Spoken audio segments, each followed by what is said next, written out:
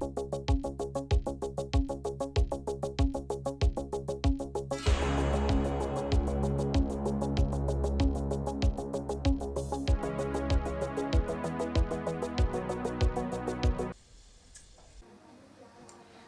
riots. I'm pretty sure that this is probably the one that you feel least confident on, and this is really important that you listen to this one. Race riots are various different things and happen in various different years, but really they're centred around 1965 to 68. You might not realise this, but Selma, Bloody Sunday, was seen as a race riot in itself. There's obviously another one of these little podcasts that I've done for you to look at about that, but I'll just do it briefly now just so you remember to put this in with riots. So in 1965, Martin Luther King wants to keep the momentum going for the civil rights movement. So he asks Johnson to pass the Voting Rights Act, but unfortunately Johnson won't. So Martin Luther King takes matters into his own hand. What he gets to happen is a peaceful march to Selma, Alabama, and the reason why he targets that is 50% of these people, and this is important, 50% of these people at this point obviously are people who want to get the vote and they can't, and they're black, and only 1% have voting rights there. So he deliberately picks this because he absolutely knows there will be some issues there. In fact, he also visits Selma earlier and he ends up being punched in the nose by somebody who is talking about, not letting black African Americans vote, and he was somebody who was from the white authorities. So, the Selma thing at Bloody Sunday is significant as a riot because it's a peaceful march that then is set upon by the white authorities, tear gas thrown, whipping people, knocking people to the floor, punching them on the floor, hitting them with, batons, and there's lots and lots of injuries that come from this. So you need to understand, first of all, that that is something that is a race riot. So that would go under this as well. In the August of 1965, there was a huge riot in Watts. Now this is really significant because it actually looked like some bombs had been dropped. It looked like it had been devastated by war in Watts in LA. It was so bad.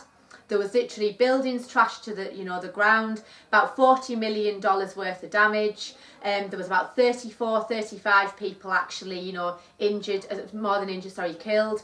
There was hundreds injured, and it was a real mess. And the white authorities found it very, very hard to gain control of that. Now, believe it or not, there was 3 long hot summers of rioting in 65, 66 and 67. And it might surprise you to realise that not all of these were in the southern states of America. In fact, something that was significant was there was quite a lot in the north. Places like Chicago had quite a few problems with race riots, and so did New York. But Chicago in particular was an instance where it was really bad in 1966. Again, lots and lots of damage was done. There was, several hundred injuries. And again, it seemed to always come to a head in the summers when the weather was really, really hot and people were still sick of not making fast enough progress. Because the riots in the north were more about poverty than racism. Because black African Americans had moved there because it was less racist, but they still weren't happy with the amount of poverty that they were living in. So try and remember that, because that is ultimately key to why the race riots were happening in the north, which is slightly different to why they happened in the south. Now, something else that is definitely important for you to remember as a race riot is what happened after the assassination of Martin Luther King. So in 1968, although Martin Luther King would have absolutely hated this, he would have hated the fact that this happened, you'd found really just before his assassination, some of the riots had started to fall in to riots actually between some black people who couldn't decide whether violence was the way to go or non-violence. And this actually started to show a few chinks in the armour of Martin Luther King's movement, because now some black African Americans were arguing amongst themselves. And after his assassination, between blacks and whites, the violence came to a head. Stokely Carmichael called on the Black Panthers to go, and get the guns because, they're coming to shoot us and things like that. All of that was just not helpful. The Black Power movement was almost inciting violence, and that was something that actually would never get lasting change. Straight after the assassination of Martin Luther King, it went into absolute turmoil. All across America there was race riots. And this was purely as a reaction because the black African Americans felt that their figurehead or the face of the civil rights movement had been taken from them. We know that James Earl Ray was a white racist, so this just added fuel to it. And something else that didn't help, it actually took them 2 months to find James Earl Ray, which was another problem, because it was a suggestion that possibly if a white person had been assassinated, they would have discovered the person much, much sooner.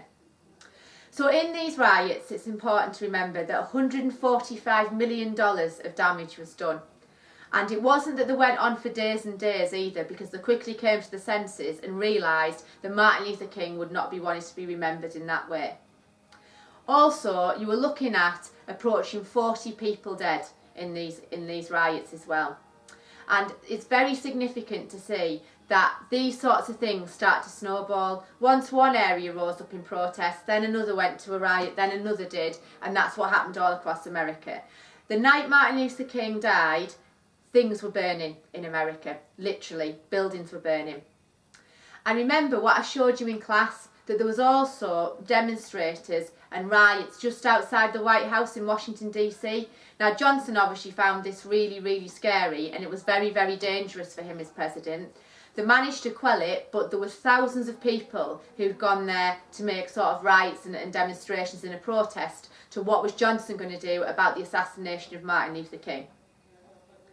To quell this, finally, he obviously had to pass some sort of act. So in 1968, Johnson came out with the Equal Housing Act for black African Americans, which meant that they were allowed to obviously live anywhere, rent anywhere. There was no places that they weren't allowed to live now. And this almost was like a peace offering because of what had happened to Martin Luther King.